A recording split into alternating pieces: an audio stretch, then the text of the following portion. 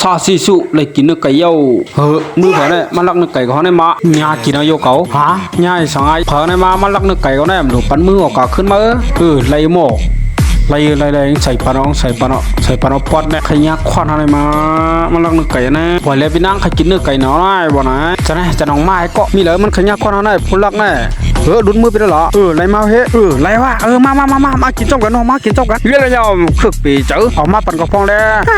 จักมือหลุดมือเป็นหมดจักมันเห็นมือเผลอเนี่ยมันเห็นเผลอเนี่ยมันลักนึกแต่ได้ไหมโอ้ห้องขี้เท้ามากขึงการกว่ามือเอาเลยไล่กินก็ได้ก็ว่าใครเมาน้ำมันเอาหม้อใส่น้ำมันน้ำหนังล่าหม้อปีนางในโลมันจะไล่ยังก็ได้ก็ไม่ถึงก็เมื่อก็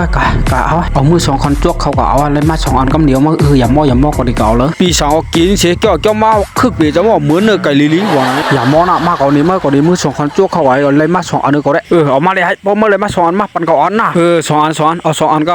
หลุนหลักเฮ้เนี่ยเมื่อไล่เบื่อเอาเนี่ยเอาสองขวดเนี่ยก็อย่างนี้มาไอ้ยังขึงกันมาทิ้งเท่าไอ้เนี่ยยอมมาเอาเนื้อไก่เขากำมือก็ได้เก็บมาเอาเที่ยงนะจะไล่มันได้อย่างนี้มาอย่างไอ้เด็กก็ปุ๊บมันก็มาเจอเจ็บมัดเปลี่ยนมือดูอย่างกับหัวมือหยิบมือไปโม่มาเจอว่ามัดเปลี่ยนว่ากวนขี้หนักนะคือมันหลักเนื้อไก่ได้นะมัดจอกไปเลยลูกเลยพี่สาวก็เอาน้ำมันเงยลงก็มันหนุ่มมัดไปเลยกวนขี้หลักนะยำมาอยู่มันหลักเนื้อไก่ได้ในหม้อหามจะไล่ยังไงมาจันเขาก็ดิ๊กหรอมัดมันเข้มเลยนี่ออกมากวนอะไรลาดิเชี่ยมั้งมัดที่ไหน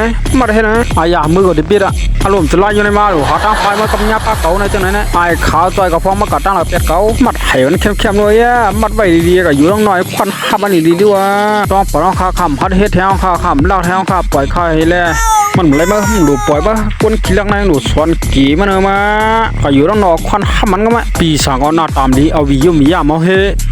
แล้วโยคิงเท่ามันดีนะเอาโยรถแล้วก็โยมาก็อายุต้องนอนก็ไม่อายุต้องนอนเอากระบอกควันนะเอาควันทำมันนู่นวะกวนเนี่ยมีเผอเนี่ยโอ้ง่ายลำเนี่ยว่าง่ายลำปอดเนี่ยนะอันเดียวง่ายกินขันมาก็มาได้จะได้ยังไงอยู่มันดักเนื้อไก่ให้นี่นะเป็นเขือของก้อนได้กูว่าได้ฮะเตะก้อนมาก่อนแล้วมาลานมาเมื่อเดียวไรก็มาบาปเอาเทียมเลยอย่าให้มองน้ำบาปของใบปีน่ะเมื่อไงมาถึงกำเฮาไว้ก็ไม่มาก็ทำมันดีๆด้วยบา